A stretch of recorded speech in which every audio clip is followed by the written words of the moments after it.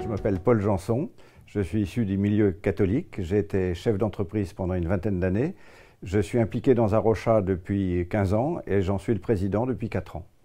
Arocha initialement a été une organisation de conservation de la nature, donc il fait du travail très pratique, très concret, on fait des inventaires sur les insectes, on bague des oiseaux, on étudie les migrations, on protège des forêts menacées, etc.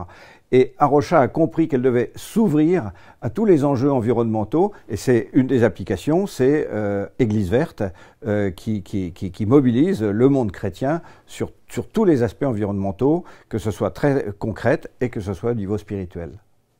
Les choses évoluent extrêmement vite. Il y a encore 2 ou 3 ans, on était dans une église obligé d'expliquer qu'il y avait une crise écologique. Aujourd'hui, c'est plus la peine. C'est acquis.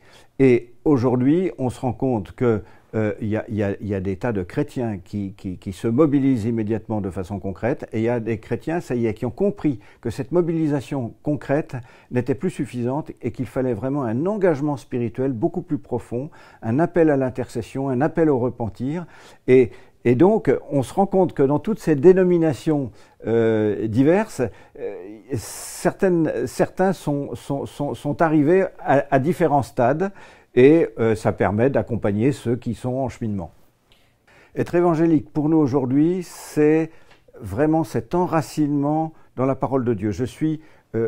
Plus le temps passe, plus je suis sidéré de voir à quel point on trouve des réponses extrêmement concrètes, extrêmement pratiques sur la plupart de nos domaines de la vie, et comment ces réponses peuvent nous orienter dans nos choix de vie.